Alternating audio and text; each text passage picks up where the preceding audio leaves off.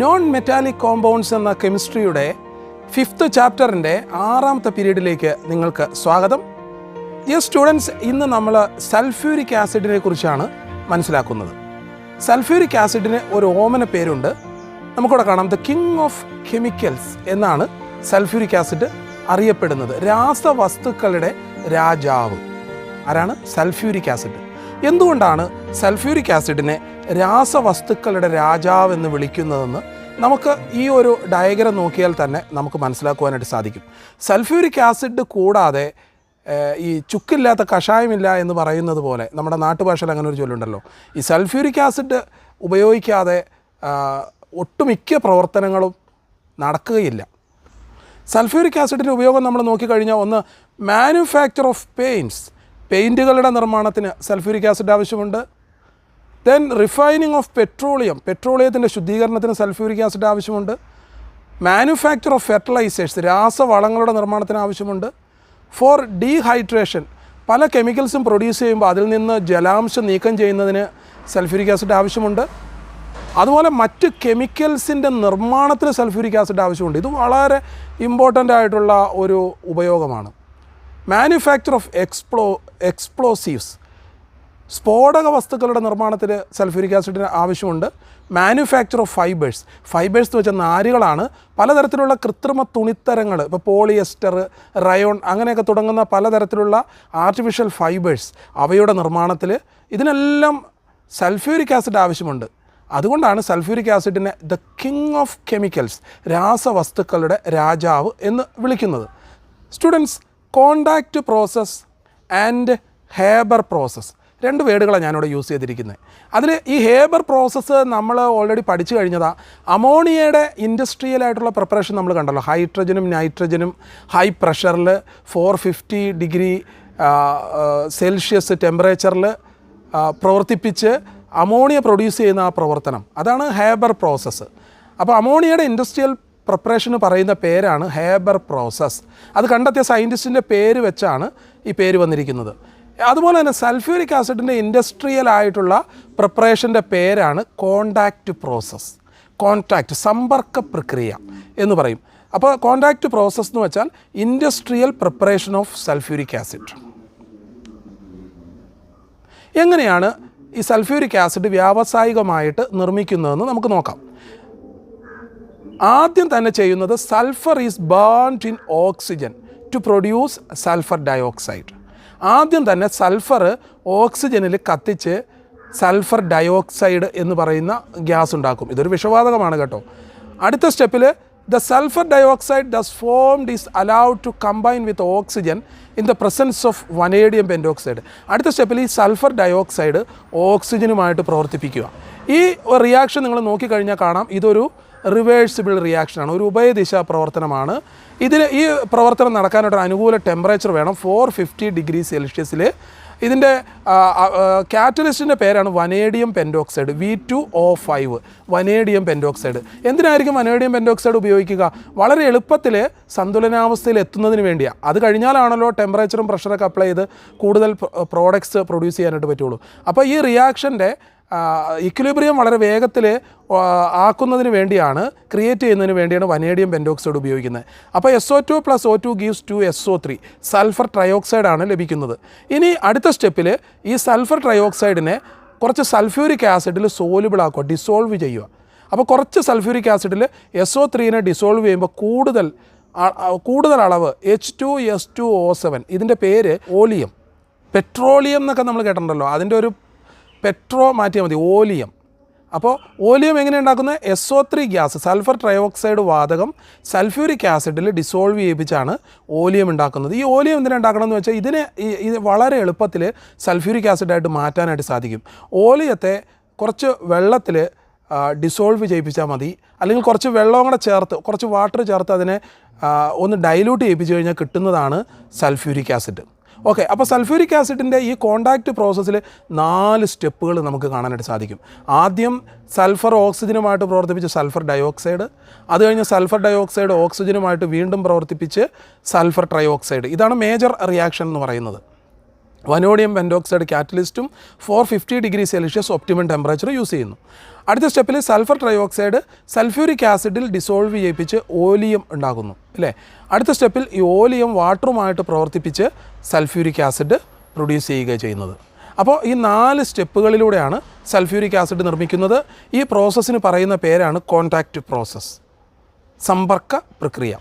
ഈ sulphur ട്രയോക്സൈഡിനെ sulphuric ആസിഡിൽ dissolve ചെയ്യിപ്പിക്കുന്നതിന് പകരം SO3 സൾഫർ ട്രയോക്സൈഡിനെ വാട്ടറിൽ ഡിസോൾവ് ചെയ്യിപ്പിച്ചാലും സൾഫ്യൂരിക് ആസിഡ് ഉണ്ടാകും. അപ്പോൾ ഇവിടെ ഒരു ചോദ്യമുണ്ട്, ഒരു ചിന്ത നമുക്ക് നോക്കാം.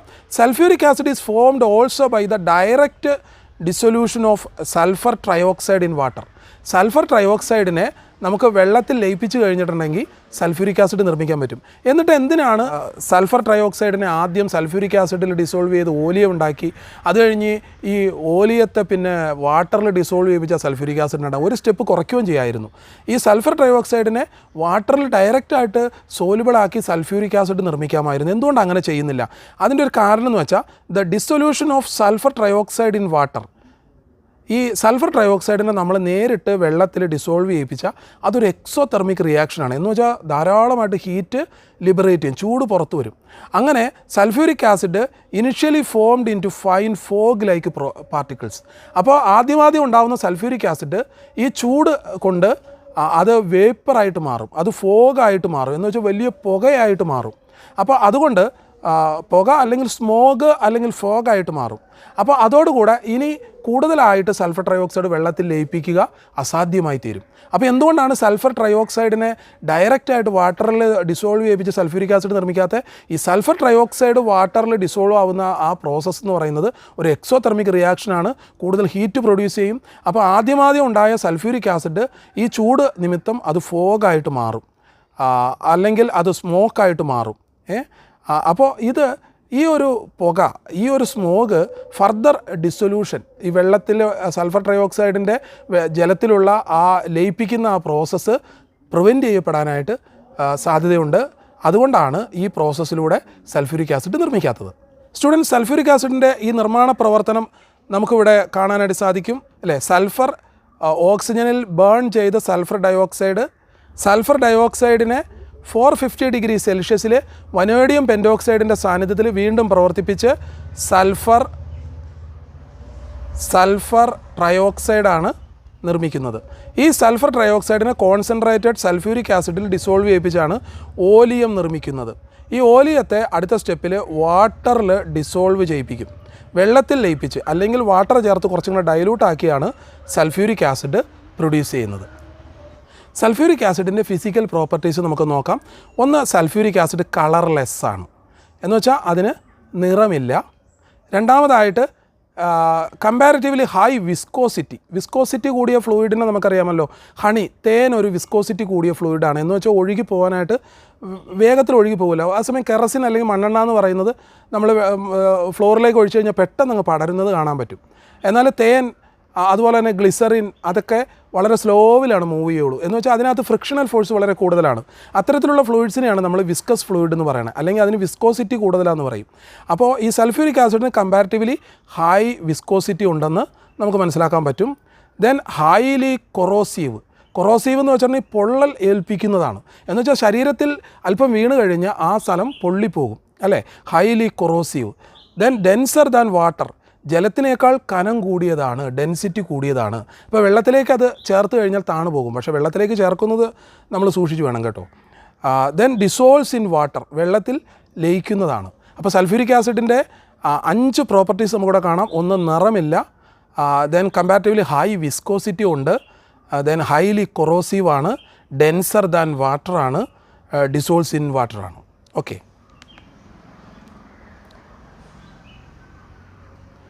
സ്റ്റുഡൻസ്, സൾഫ്യൂരിക് ആസിഡിൻ്റെ ചില കെമിക്കൽ പ്രോപ്പർട്ടീസാണ് നമ്മൾ അടുത്തതായിട്ട് നോക്കാൻ പോകുന്നത്. ജലവുമായിട്ടുള്ള സൾഫ്യൂരിക് ആസിഡിൻ്റെ പ്രവർത്തനത്തെ നമുക്ക് നോക്കാം. ആദ്യത്തെ 2 കേസാണ് ഇവിടെ കൊടുത്തിരിക്കുന്നത്. ഇത് ഒരു ടെസ്റ്റ് ട്യൂബിൽ വെള്ളം എടുത്തിരിക്കുന്നു, വാട്ടറാണ് എടുത്തിരിക്കുന്നത്, എന്നിട്ട് സൾഫ്യൂരിക് ആസിഡ് അതിലേക്ക് ആഡ് ചെയ്യുന്നു. ഇതാണ് ഒന്നാമത്തെ പ്രോസസ്സ്. ദെൻ രണ്ടാമത്തെ പ്രോസസ്സ്, വേറൊരു ടെസ്റ്റ് ട്യൂബിൽ സൾഫ്യൂരിക് ആസിഡ് എടുത്തിരിക്കുന്നു, അതിലേക്ക് വെള്ളം ഒഴിക്കുന്നു. ഇതിനകത്ത് ഒന്നേ നമുക്ക് ചെയ്യാൻ പറ്റുള്ളൂ. ഇതിലേതാണ് നമുക്ക് ചെയ്യാൻ പറ്റുന്ന കാര്യം എന്ന് വെച്ചാൽ വെള്ളത്തിലേക്ക് ആസിഡ് ഒഴിക്കുകയാണോ ആസിഡിലേക്ക് വെള്ളം ഒഴിക്കുകയാണോ ചെയ്യേണ്ടത്?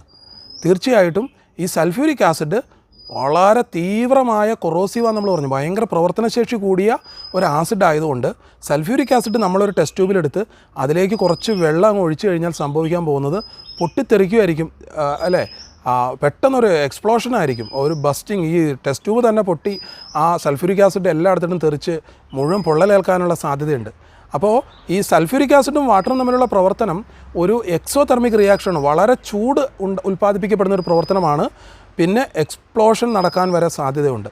അപ്പോൾ അതുകൊണ്ട് സാധാരണയായിട്ട് വാട്ടറിലേക്ക് ഓരോ തുള്ളി ഡ്രോപ്പ് ബൈ ഡ്രോപ്പായിട്ട് സൾഫ്യൂരിക് ആസിഡ് ഒഴിച്ച് ഇങ്ങനെ സ്റ്റൈർ ചെയ്ത് ഇളക്കി കുറേശ്ശെ സൾഫ്യൂരിക് ആസിഡ് തുള്ളിയായിട്ട് വെള്ളത്തിലേക്ക് ഒഴിച്ചാണ് അതിനെ ഡൈല്യൂട്ട് ചെയ്യുന്നത്. അപ്പോൾ നമ്മൾ ടെസ്റ്റ് ട്യൂബ് തൊട്ട് നോക്കിയാൽ അറിയാം, ടെസ്റ്റ് ട്യൂബ് നല്ല ചൂടായിരിക്കും. അപ്പോൾ സൾഫ്യൂരിക് ആസിഡ് വാട്ടറുമായിട്ട് പ്രവർത്തിക്കുന്ന ആ റിയാക്ഷൻ എന്ന് പറയുന്നത് ഒരു എക്സോതെർമിക് റിയാക്ഷനാണ്, ഒരു താപമോചക പ്രവർത്തനമാണ് എന്നും നമുക്ക് മനസ്സിലാക്കുവാനായിട്ട് സാധിക്കും. സ്റ്റുഡൻസ്, അടുത്ത എക്സ്പെരിമെൻ്റ് എന്ന് പറഞ്ഞാൽ നമ്മളൊരു ടെസ്റ്റ് ട്യൂബ് എടുത്തു.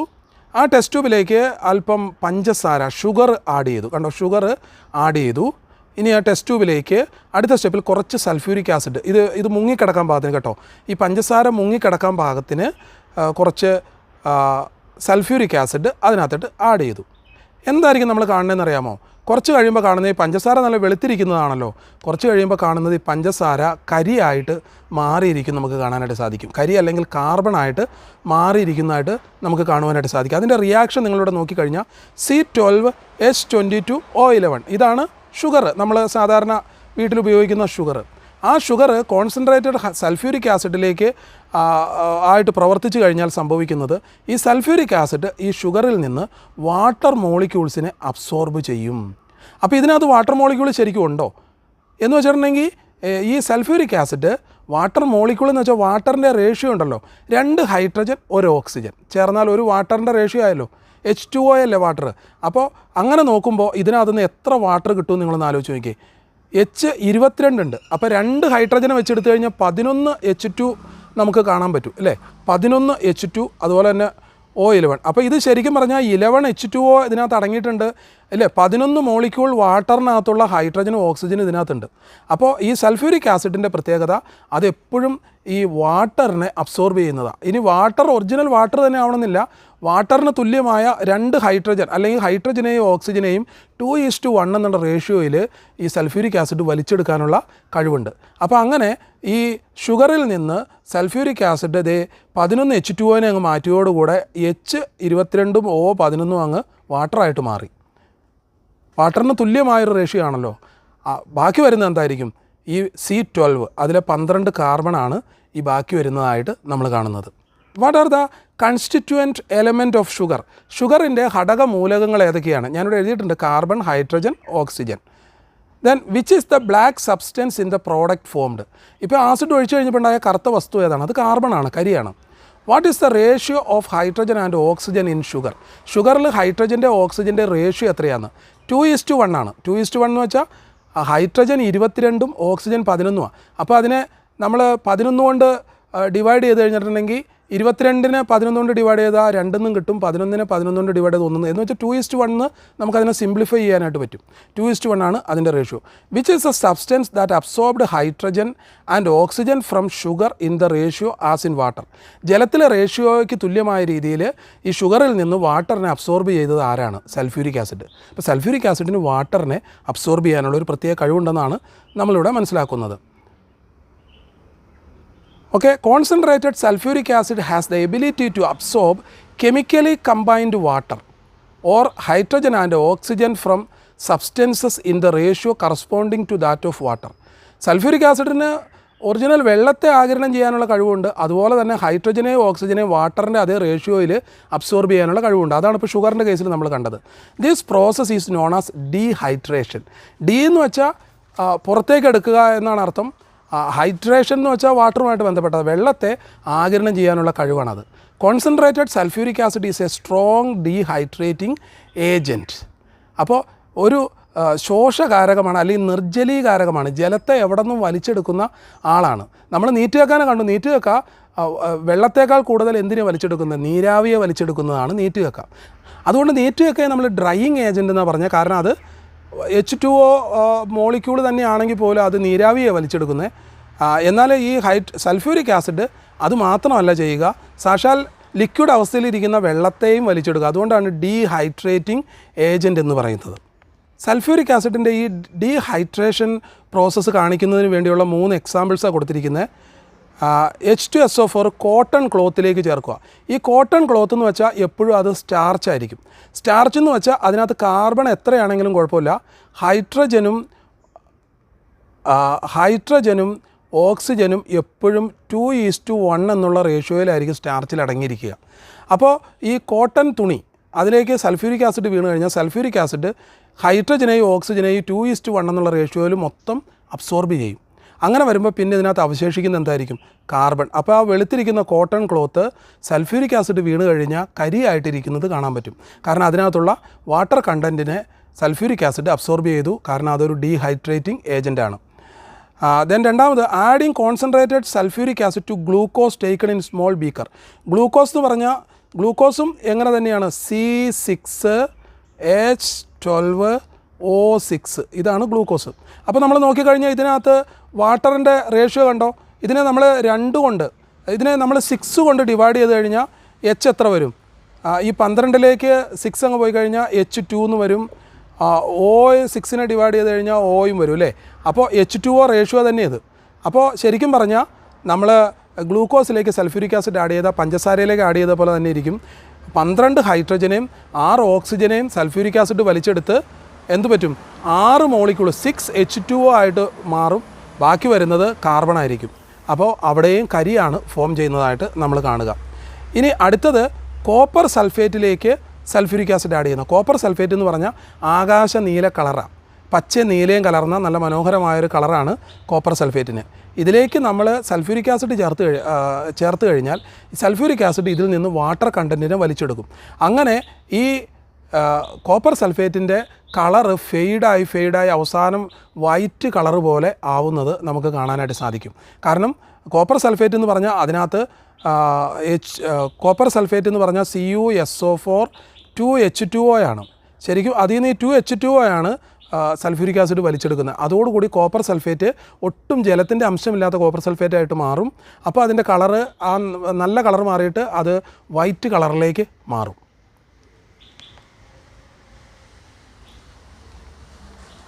അപ്പോൾ സൾഫ്യൂരിക് ആസിഡ് ഒരു ഡീഹൈഡ്രേറ്റിംഗ് ഏജൻറ്റായിട്ട്, എന്ന് വെച്ചാൽ വെള്ളത്തെ വലിച്ചെടുക്കുന്ന ഒരു ഏജൻറ്റായിട്ട് മാത്രമല്ല, ഈർപ്പത്തെ വലിച്ചെടുക്കുന്ന ഏജൻറ്റായിട്ട് ഉപയോഗിക്കാനായിട്ട് പറ്റും. ഡ്രൈയിങ് ഏജൻറ്റ്, ഡ്രൈയിങ് നേച്ചറും ഉണ്ട് സൾഫ്യൂരിക് ആസിഡിന്. അത് ആർക്കാണ് ഡ്രൈയിങ് നേച്ചർ ഉള്ളതായിട്ട് നമ്മൾ കണ്ടത്? കാൽസ്യം ഓക്സൈഡ് അല്ലെങ്കിൽ നീറ്റുകക്ക, ക്യുക്ക് ലൈമിനാണ് നമ്മൾ ആദ്യം കണ്ടത്. അമോണിയ നിർമ്മാണത്തിൽ ഡ്രൈയിങ് ടവറിനകത്ത് കാൽസ്യം ഓക്സൈഡ് ഉപയോഗിച്ചു. അവിടെ എന്തുകൊണ്ട് സൾഫ്യൂരിക് ആസിഡ് ഉപയോഗിച്ചില്ല എന്ന് ചോദിച്ചാൽ അവിടെ ഉണ്ടാകുന്ന പ്രോഡക്റ്റ് അമോണിയാണ്, NH3 ആണ്. ഈ NH3യും സൾഫ്യൂരിക് ആസിഡും കൂടെ പ്രവർത്തിക്കും. അപ്പോൾ അമോണിയനെ അതിൻ്റെ ഈർപ്പം വലിച്ചെടുക്കാൻ വേണ്ടി സൾഫ്യൂരിക് ആസിഡിലൂടെ കടത്തിവിട്ട് കഴിഞ്ഞാൽ അവർ തമ്മിൽ പ്രവർത്തിച്ച് അമോണിയം സൾഫേറ്റ് ഉണ്ടാകാനായിട്ട് ഇടയാകും. അപ്പോൾ അമോണിയ കിട്ടില്ല. അപ്പോൾ അതുകൊണ്ടാണ് ഇതിൻ്റെ ഒരു ഡ്രൈയിങ്ങിന് വേണ്ടി കാൽസ്യം ഓക്സൈഡ് ഉപയോഗിക്കുന്നത്. എന്നാൽ ഈ സൾഫ്യൂരിക് ആസിഡ് ഡ്രൈയിങ് ഏജൻ്റായിട്ട് ഉപയോഗിക്കുന്ന ക്ലോറിൻ ഗ്യാസിൻ്റെ നിർമ്മാണം, അതുപോലെ തന്നെ sulphur dioxide gas, hydrogen chloride gas, ഈ ഗ്യാസുകളെയൊക്കെ ഡ്രൈ ചെയ്യുന്നതിന് വേണ്ടി, അതിനകത്തുള്ള ഈർപ്പത്തെ വലിച്ചെടുക്കുന്നതിന് വേണ്ടി സൾഫ്യൂരിക് ആസിഡ് ഉപയോഗിക്കാറുണ്ട്. Students, drying agents are substances capable of absorbing the moisture present in a substance. അപ്പോൾ ഡ്രൈയിങ് ഏജൻറ്റ് മോയ്സ്ചറാണ്, ഡീഹൈഡ്രേറ്റിംഗ് ഏജൻറ്റ് വാട്ടറിനെ അബ്സോർബ് ചെയ്യുന്നതാണ്. ഫലത്തിൽ ഇത് രണ്ടും ഏകദേശം ഒരേപോലെ തന്നെയാണ്.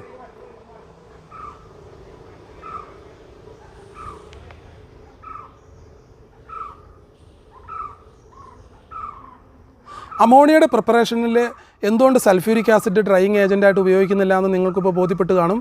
അമോണിയയും സൾഫ്യൂരിക് ആസിഡും കൂടെ റിയാക്ട് ചെയ്യും, അതുകൊണ്ടാണ്. ദെൻ സ്റ്റുഡൻസ്, സൾഫ്യൂരിക് ആസിഡ് സാൾട്ടുകളുമായിട്ട് പ്രവർത്തിക്കും. ഇപ്പോൾ സോഡിയം ക്ലോറൈഡ് എന്ന് വെച്ചാൽ നമുക്കറിയാം ഹൈഡ്രോക്ലോറിക് ആസിഡിൻ്റെ ഒരു ഒരു സാൾട്ടാണ്, ഒരു ലവണമാണ് സോഡിയം ക്ലോറൈഡ് അല്ലേ. സോഡിയം ഹൈഡ്രോക്സൈഡും ഹൈഡ്രോക്ലോറിക് ആസിഡും കൂടെ പ്രവർത്തിക്കുമ്പോൾ കിട്ടുന്നതാണ് സോഡിയം ക്ലോറൈഡ് അല്ലേ എന്ന് പറയുന്ന ഉപ്പ്. ആ ഉപ്പും സൾഫ്യൂരിക് ആസിഡിനും കൂടി പ്രവർത്തിച്ച് കഴിഞ്ഞാൽ എന്ത് സംഭവിക്കുന്നു നോക്കിയേ, സോഡിയം ബൈസൾഫേറ്റും ഉണ്ടാവും, ഹൈഡ്രോക്ലോറിക് ആസിഡിനെ നമുക്ക് തിരിച്ചെടുക്കാനായിട്ട് പറ്റും. അപ്പോൾ ഹൈഡ്രോക്ലോറിക് ആസിഡ് നിർമ്മിക്കുന്ന രീതി കണ്ടോ, സോഡിയം ക്ലോറൈഡ് ഉപ്പിൽ നിന്ന് സൾഫ്യൂരിക് ആസിഡ് ഉപയോഗിച്ച് ഹൈഡ്രോക്ലോറിക് ആസിഡ് നിർമ്മിക്കാം. അപ്പോൾ ഈ സൾഫ്യൂരിക് ആസിഡിനെ എന്തുകൊണ്ട് കെമിക്കൽസിൻ്റെ രാജാവെന്ന് വിളിക്കുന്നത് മനസ്സിലായല്ലോ. മറ്റ് ആസിഡുകൾ വരെ നിർമ്മിച്ചെടുക്കുന്നത് ആരെ ഉപയോഗിച്ചാൽ, സൾഫ്യൂരിക് ആസിഡ് ഉപയോഗിച്ചാണ് ഹൈഡ്രോക്ലോറിക് ആസിഡിനെ നിർമ്മിക്കുന്നത്. നമ്മൾ അടുത്ത് നോക്കിക്കഴിഞ്ഞാലോ, പൊട്ടാസ്യം നൈട്രേറ്റ് എന്ന് വെച്ചാൽ നൈട്രിക് ആസിഡിൻ്റെ സോൾട്ടാണ്. അതിനതേ സൾഫ്യൂരിക് ആസിഡുമായിട്ട് പ്രവർത്തിക്കുമ്പോൾ എന്ത് സംഭവിക്കുന്നു നിങ്ങൾ കണ്ടോ, HNO3 എന്ന് വെച്ചാൽ നൈട്രിക് ആസിഡ്. അപ്പോൾ കോൺസെൻട്രേറ്റഡ് ആയിട്ടുള്ള ഏറ്റവും വീര്യം കൂടിയ 3 ആസിഡുകളാണ്, ഒന്ന് സൾഫ്യൂരിക് ആസിഡ്, മറ്റൊന്ന് ഹൈഡ്രോക്ലോറിക് ആസിഡ്, വേറൊന്ന് നൈട്രിക് ആസിഡ്. അപ്പോൾ അതിനകത്ത് ഈ സൾഫ്യൂരിക് ആസിഡ് ഉപയോഗിച്ചാണ് മറ്റ് 2 ആസിഡുകളെയും നിർമ്മിക്കുന്നത്. അപ്പോൾ അതാണ് ഞാൻ പറഞ്ഞത്, ഈ സൾഫ്യൂരിക് ആസിഡിനെ ദ കിങ് ഓഫ് കെമിക്കൽസ് എന്ന് വിളിക്കാൻ കാരണം വ്യാവസായികമായിട്ട് വളരെ പ്രാധാന്യമുള്ള ഒട്ടുമിക്ക കെമിക്കൽസിൻ്റെ നിർമ്മാണത്തിന് സൾഫ്യൂരിക് ആസിഡ് ആവശ്യമുണ്ട്. അതുകൊണ്ട് തന്നെ ഒരു രാജ്യം വ്യാവസായികമായിട്ട് വികസിതമാണോ എന്ന് അറിയണമെങ്കിൽ അവിടെ ഒരു വർഷത്തിൽ എത്ര അളവ് സൾഫ്യൂരിക് ആസിഡ് നിർമ്മിക്കുന്നുണ്ട്, ആ രാജ്യത്ത് ആകെ എത്രമാത്രം സൾഫ്യൂരിക് ആസിഡ് നിർമ്മിക്കുന്നുണ്ടോ അത്രയ്ക്ക് ഡെവലപ്ഡ് കൺട്രിയാണ്, അല്ലെങ്കിൽ ഇൻഡസ്ട്രിയലായിട്ട് വളരെ ഡെവലപ്മെൻ്റ് ഉള്ളൊരു കൺട്രിയാണ് എന്ന് പറയാൻ പറ്റും. അപ്പോൾ ഓരോ രാജ്യത്തിൻ്റെയും ആ ഇൻഡസ്ട്രിയലായിട്ടുള്ള വളർച്ച തീരുമാനിക്കുന്നത് അവിടെ എന്തോരം സൾഫ്യൂരിക് ആസിഡ് ഒരു വർഷത്തിൽ നിർമ്മിക്കപ്പെടുന്നുണ്ട് എന്നതിൻ്റെ അടിസ്ഥാനത്തിലാണ് പറയുന്നത്. സ്റ്റുഡൻറ്റ്, സൾഫ്യൂരിക് ആസിഡിൻ്റെ മറ്റൊരു പ്രത്യേകതയാണ് അതിൻ്റെ ഓക്സിഡൈസിങ് നേച്ചർ, എന്നുവെച്ചാൽ ഓക്സീകരണ പ്രകൃതം.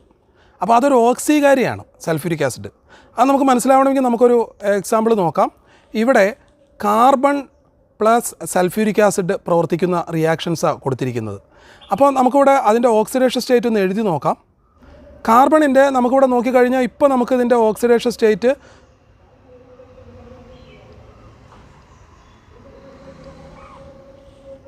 ഇപ്പോൾ നമുക്ക് കാർബണിൻ്റെ ഓക്സിഡേഷൻ സ്റ്റേറ്റ് നമുക്കിവിടെ 0 എന്ന് എഴുതാം. സൾഫ്യൂരിക് ആസിഡിൻ്റെ ടോട്ടൽ 0 ആണ്. അപ്പോൾ നമുക്ക് നോക്കുമ്പോൾ കാണാൻ പറ്റും, ഇനി ഈ കാർബൺ ഇവിടെ വരുന്നത് കാർബൺ ഡൈ ഓക്സൈഡ് ആയിട്ടാണ് വരുന്നത്. അപ്പോൾ ഈ കാർബണിൻ്റെ ഓക്സിഡേഷൻ സ്റ്റേറ്റ് നിങ്ങൾ നോക്കിയേ, -2 × 2 -4 ആണ്. എന്ന് വെച്ചാൽ ഓക്സിജന് 4 ഇലക്ട്രോൺ ആവശ്യമുണ്ട്. അപ്പോൾ കാർബൺ 4 ഇലക്ട്രോൺ കൊടുക്കേണ്ടി വരും. അപ്പോൾ നമ്മൾ സിംപ്ലി മറ്റു കാര്യങ്ങൾ നമ്മൾ നോക്കിയില്ലെങ്കിലും കുഴപ്പമില്ല. ഈ കാർബണിന് എന്ത് സംഭവിച്ചെന്ന് നോക്കിയാൽ, കാർബൺ 0യിൽ നിന്ന് കാർബൺ എത്രയായിട്ട് വർദ്ധിച്ചു, 0യിൽ നിന്ന് കാർബൺ 4 ആയിട്ട് വർദ്ധിച്ചു അതിൻ്റെ വില. അപ്പോൾ അങ്ങനെ വില കൂടിക്കഴിഞ്ഞാൽ എന്ത് സംഭവിക്കുന്നു നമ്മൾ മനസ്സിലാക്കിയേക്കണേ, വില കൂടിക്കഴിഞ്ഞാൽ അത് ഓക്സിഡേഷനാണ്. അപ്പോൾ ഇതിന് ഓക്സിഡേഷൻ സംഭവിച്ചെന്ന് മനസ്സിലാവും. അപ്പോൾ കാർബണും സൾഫ്യൂരിക് ആസിഡും കൂടെ പ്രവർത്തിച്ച് 2 പേര് പ്രവർത്തിക്കുമ്പോൾ അതിനകത്ത് ഒരാൾക്ക് ഓക്സിഡേഷൻ സംഭവിച്ചാൽ ആ ഓക്സിഡേഷന് ഉത്തരവാദി ആരായിരിക്കും, അതുമായിട്ട് പ്രവർത്തിച്ച ഈ 2ാമത്തെ ആളായിരിക്കും. അപ്പോൾ കാർബണിന് ഓക്സിഡേഷൻ സംഭവിച്ചു എന്ന് പറഞ്ഞാൽ ആ കാർബണിനെ ഓക്സിഡൈസ് ചെയ്തതാരാ, ഓക്സീകരിച്ചതാരാ, സൾഫ്യൂരിക് ആസിഡ് ആണ് എന്ന് നമുക്ക് മനസ്സിലാക്കാൻ പറ്റും. അപ്പോൾ സിംപ്ലി നമുക്ക് മനസ്സിലാക്കുകയാണെങ്കിൽ ഇവിടെ കാർബൺ 0 ആയിരുന്നു, ഇവിടെ കാർബൺ +4 ആയി. ഇപ്പോൾ കാർബണിന് ഓക്സീകരണം സംഭവിച്ചു. അപ്പോൾ കാർബണുമായിട്ട് ഇവിടെ പ്രവർത്തിച്ച ആൾ സൾഫ്യൂരിക് ആസിഡ് ആയതുകൊണ്ട് ആ കാർബണിനെ ഓക്സീകരിച്ചത് അല്ലെങ്കിൽ ഓക്സിഡൈസ് ചെയ്തത് ആരാണ്, സൾഫ്യൂരിക് ആസിഡാണ്. സൾഫ്യൂരിക് ആസിഡിനെ അതുകൊണ്ട് നമുക്ക് ഓക്സിഡൈസിങ് ഏജൻറ്റ് എന്ന് വിളിക്കാനായിട്ട് സാധിക്കും. ഓക്കെ, ഇവിടെ നമുക്കത് ആൻസർ എഴുതി നോക്കാം. What is oxidation state of elemental carbon? കാർബണിൻ്റെ ഓക്സിഡേഷൻ സ്റ്റേറ്റ് 0 ആണ്. What about the carbon in carbon dioxide? Carbon ഡൈ ഓക്സൈഡിലേക്ക് വന്നപ്പോൾ അത് +4 ആയി. Was carbon oxidised or reduced in this reaction? കാർബണിനെ 0യിൽ നിന്ന് 4ലേക്ക് വർദ്ധിച്ചതുകൊണ്ട് ഓക്സിഡൈസ് ആണ് ചെയ്യപ്പെട്ടത്. Which is the oxidising agent? Sulphuric acid ആണ്. ഓക്കെ, ദെൻ അടുത്തത് കോപ്പറും സൾഫ്യൂരിക് ആസിഡും കൂടെ തമ്മിലുള്ള പ്രവർത്തന. അവിടെ നമ്മൾ കാണുന്നത് ഇവിടെ അതുപോലെ തന്നെ കോപ്പറിൻ്റെ ഓക്സിഡേഷൻ സ്റ്റേറ്റ് നമ്മൾ എഴുതുകയാണെങ്കിൽ കോപ്പറിൻ്റെ ഓക്സിഡേഷൻ സ്റ്റേറ്റ് 0 ആണ്. ഇവിടെ നമ്മൾ കോപ്പർ സൾഫേറ്റിലേക്ക് വരുമ്പോൾ സൾഫേറ്റിൻ്റെ ഓക്സിഡേഷൻ സ്റ്റേറ്റ് -2 ആണെന്ന് നമ്മൾ ടോട്ടലായിട്ട് മനസ്സിലാക്കിയിരിക്കണം SO4ൻ്റെ. അപ്പോൾ കോപ്പറിൻ്റെ +2 ആയിട്ടാണ് വരുന്നത്. അപ്പോൾ കോപ്പറിന് 0യിൽ നിന്ന് 2ലേക്ക് വർദ്ധിച്ചു അല്ലേ, 0യിൽ നിന്ന് 2ലേക്ക് അത് വർദ്ധിക്കുകയത്. അപ്പോൾ കോപ്പറിന് ഓക്സിഡേഷൻ സംഭവിച്ചെന്നുള്ള കാര്യം ഉറപ്പാണ്. അപ്പോൾ ആരാണ് ആ ഓക്സിഡേഷന് കാരണക്കാരൻ? സൾഫ്യൂരിക് ആസിഡാണ്. സ്റ്റുഡൻസ്, നമുക്ക് അടുത്തതായിട്ട് ഈ സൾഫേറ്റ് അയോൺസ്. സൾഫേറ്റ് അയോൺ എന്ന് പറഞ്ഞാൽ നമുക്കറിയാം SO4 അയോണാണ് ഈ സൾഫേറ്റ് അയോൺ എന്ന് പറയുന്നത്. ഈ SO4 അയോൺസിനെ, അത് 2- ആണ് അയോൺ, അതിനെ എങ്ങനെ നമുക്ക് തിരിച്ചറിയാൻ പറ്റും? മണത്ത് നോക്കിയോ രുചിച്ച് നോക്കിയോ ഒന്നും തിരിച്ചറിയാൻ പറ്റില്ല. നമുക്ക് ഇപ്പോൾ ഒരു സൾഫേറ്റ് അയോൺ തന്നിരിക്കുകയാണ്. ഇതിപ്പോൾ ഇവിടെ കാണാം സോഡിയം സൾഫേറ്റ് ആണ് ഇവിടെ തന്നിരിക്കുന്നത്. Na2SO4 എന്ന് പറഞ്ഞാൽ സോഡിയം സൾഫേറ്റ് തന്നിരിക്കുക. അതിന് നമുക്ക് അത് സൾഫേറ്റ് അയോൺ ആണോ? അപ്പോൾ സോഡിയം സൾഫേറ്റ് എന്ന് നമ്മളോട് പറഞ്ഞിട്ടില്ല കേട്ടോ. നമുക്കൊരു സാമ്പിൾ തന്നിരിക്കുക, അത് സോഡിയം സൾഫേറ്റ് ആണ്, പക്ഷേ നമുക്കറിയില്ല. അപ്പോൾ അത് സൾഫേറ്റ് ആണോ അല്ലയോ എന്ന് നമ്മൾ തിരിച്ചറിയുന്നത് എങ്ങനെയാണെന്ന് വെച്ചാൽ, തന്നിരിക്കുന്ന ആ ഒരു സൊല്യൂഷനെ നമ്മൾ ബേരിയം ക്ലോറൈഡ്, BaCl2 എന്ന് വെച്ചാൽ ബേരിയം ക്ലോറൈഡാണ്, ബേരിയം ക്ലോറൈഡുമായിട്ട് പ്രവർത്തിപ്പിക്കും. അപ്പോൾ ബേരിയം സൾഫേറ്റും സോഡിയം ക്ലോറൈഡും ഉണ്ടാവുന്നത് നമ്മൾ മനസ്സിലാക്കിയിരിക്കേണ്ടത്, ഇത് ഏതൊക്കെ ഉണ്ടാവണമെന്നൊന്നും നമുക്ക് നേരിട്ട് അറിയാൻ പറ്റില്ല. ഈ തന്നിരിക്കുന്ന ആ സാൾട്ടിനെ, സൾഫേറ്റ് എന്ന് നമുക്ക് സംശയമുള്ള ആ സൊല്യൂഷനെ ബേരിയം ക്ലോറൈഡുമായിട്ട് പ്രവർത്തിക്കുമ്പോൾ ഒരു വെളുത്ത പ്രസിപ്പിറ്റേറ്റ്, വൈറ്റ് പ്രസിപ്പിറ്റേറ്റ് എന്ന് വെച്ചാൽ വെളുത്ത ഒരു അവക്ഷിപ്തം എന്ന് വെച്ചാൽ ആ ടെസ്റ്റ് ട്യൂബ് മുഴുവൻ വെളുത്ത ഒരു കട്ടിക്ക് വെളുത്ത ഒരു വസ്തു ഉണ്ടായി വെള്ള കളറിലേക്ക് മാറുന്നത് നമുക്ക് കാണാൻ പറ്റും. അങ്ങനെ കാണുന്നുണ്ടെങ്കിൽ അത് ബേരിയം സൾഫേറ്റ് ഫോം ചെയ്താണ്. ഇത് സൾഫേറ്റ് ഈ സൊല്യൂഷൻ സൾഫേറ്റ് ആണെന്ന് നമുക്കൊരു സംശയം തോന്നത്തക്ക രീതിയിലുള്ള കാരണമായിട്ടുണ്ട്. അപ്പോൾ ഇതുകൊണ്ട് ഒരു 50% ഇത് സൾഫേറ്റാണെന്ന് നമുക്ക് പറയാൻ പറ്റുള്ളൂ, മുഴുവനായിട്ടും പറയാൻ പറ്റില്ല. മുഴുവനായിട്ട് പറയണമെങ്കിൽ ഇനി നമ്മൾ ഈ ടെസ്റ്റ് ട്യൂബിലേക്ക് ഒന്നുകൂടി ആഡ് ചെയ്യണം. അടുത്ത സ്റ്റെപ്പിൽ നമ്മളിത് ഡയലൂട്ട് ഹൈഡ്രോക്ലോറിക് ആസിഡ് ഈ ഒരു ടെസ്റ്റ് ട്യൂബിലേക്ക്, അപ്പോൾ ഈ ടെസ്റ്റ് ട്യൂബിൽ ഇങ്ങനെ വെളുത്ത നിറത്തിൽ ഇങ്ങനെ ബേരിയം സൾഫേറ്റ് കിടക്കുക. അപ്പോൾ നമ്മൾ ഇതിനകത്തോട്ട് അടുത്ത സ്റ്റെപ്പിൽ സൾഫ്യൂരിക് ആസിഡ് ആഡ് ചെയ്യണം. ഡയലൂട്ട് സൾഫ്യൂരിക് ആസിഡ് ആഡ് ചെയ്യുമ്പോൾ ഈ കളർ അങ്ങനെ തന്നെ നിലനിൽക്കുകയാണെങ്കിൽ അത് സൾഫേറ്റ് അയോൺ തന്നെയാണ്, അതിനകത്ത് ആ സൊല്യൂഷൻ സൾഫേറ്റ് ആണ്, ഉറപ്പിക്കാം. അതേസമയം ഹൈഡ്രോക്ലോറിക് ആസിഡ് നമ്മൾ ഇതിനകത്തിട്ട് ഇങ്ങനെ ആഡ് ചെയ്യുമ്പോൾ ഈ വെളുത്ത കളർ അതിനകത്തങ്ങ് ലയിച്ച് ചേർന്ന് വീണ്ടും കളർലെസ് ആയിട്ടുള്ള വാട്ടറായിട്ടാണ് മാറുന്നതെങ്കിൽ നമുക്ക് അത് സൾഫേറ്റ് ആണെന്ന് ഉറപ്പിക്കാൻ പറ്റില്ല. അപ്പോൾ സൾഫേറ്റ് ആണെന്ന് ഉറപ്പിക്കുന്ന രണ്ടാമത്തെ രീതി നിങ്ങളിപ്പോൾ കണ്ടു. ഇത് നമുക്ക് കൂട്ടിച്ചേർത്ത് ഇങ്ങനെ പറയാം, ഐഡൻറ്റിഫിക്കേഷൻ ഓഫ് സൾഫേറ്റ് അയോൺ. അപ്പോൾ നമുക്കൊരു സൊല്യൂഷൻ തന്നേക്കുവാണ്, അത് സൾഫേറ്റ് ആണോ എന്ന് നമ്മളോട് ചോദിക്കുക. നിങ്ങളൊന്ന് പരീക്ഷിച്ച് ഇത് സൾഫേറ്റ് ആണോ എന്ന് പറഞ്ഞു കഴിഞ്ഞാൽ നമ്മൾ ആദ്യം തന്നെ തന്നിരിക്കുന്ന ആ സൊല്യൂഷനിലേക്ക് നമ്മൾ ഉടനെ തന്നെ ലാബിൽ നിന്ന് കുറച്ച് ബേരിയം ക്ലോറൈഡ് എടുത്ത് ഈ സൊല്യൂഷനിലേക്ക് നമ്മൾ ആഡ് ചെയ്യും. ആഡ് ചെയ്യുമ്പോൾ ഒരു വൈറ്റ് പ്രസിപ്പിറ്റേറ്റ് വരുന്നുണ്ടെങ്കിൽ, ഒരു വെളുത്ത അവക്ഷിപ്തം ഉണ്ടാകുന്നുണ്ടെങ്കിൽ അത് സൾഫേറ്റ് ആകാൻ സാധ്യതയുണ്ട്. അപ്പോൾ ഇനിയും നമുക്ക് മുന്നോട്ട് പോകണം. ഇനി വെളുത്ത കളർ വരുന്നില്ലെങ്കിൽ അപ്പോൾ തന്നെ നമുക്ക് പറയാം ഇത് സൾഫേറ്റ് അല്ല എന്ന് പറയാം. അപ്പോൾ ബേരിയം ക്ലോറൈഡ് ചേർത്ത് കഴിയുമ്പോൾ വൈറ്റ് പ്രസിപ്പിറ്റേഷൻ ഉണ്ടായാൽ അത് സൾഫേറ്റ് ആവാനുള്ള സാധ്യതയുണ്ട്. ഇനി വൈറ്റ് പ്രസിപ്പിറ്റേഷൻ ഇല്ലെങ്കിൽ അത് സൾഫേറ്റ് അല്ലേ അല്ല. പിന്നെ നമുക്ക് ഇനി മുന്നോട്ടുള്ള എക്സ്പെരിമെൻറ്റ് നടത്തേണ്ട കാര്യമില്ല. വൈറ്റ് പ്രസിപ്പിറ്റേറ്റ് വന്നാൽ നമുക്ക് 50% ഉറപ്പിക്കാൻ പറ്റിയിട്ടുള്ളൂ. അതുകൊണ്ട് ഫുള്ളായിട്ട് നമുക്കത് കൺഫേം ചെയ്യണമെങ്കിൽ ഈ വൈറ്റ് പ്രസിപ്പിറ്റേറ്റിലേക്ക് അടുത്ത സ്റ്റെപ്പിൽ നമ്മൾ ഡയലൂട്ട് ഹൈഡ്രോക്ലോറിക് ആസിഡ് ഒഴിക്കുമ്പോൾ ആ പ്രസിപ്പിറ്റേറ്റ് അതിനകത്ത് ഡിസോൾവ് ആവുകയാണെങ്കിൽ, ലയിച്ച് ചേരുകയാണെങ്കിൽ അത് സൾഫേറ്റ് അല്ല. ഇനി അത് ലയിച്ച് ചേരുന്നില്ല, അങ്ങനെ തന്നെ ആ പ്രസിപ്പിറ്റേറ്റ് അവക്ഷിപ്തം അങ്ങനെ തന്നെ വൈറ്റ് കളറിൽ കിടക്കുകയാണെങ്കിൽ അത് സൾഫേറ്റ് ആണെന്ന് നമുക്ക് ഉറപ്പിക്കാനായിട്ട് സാധിക്കും.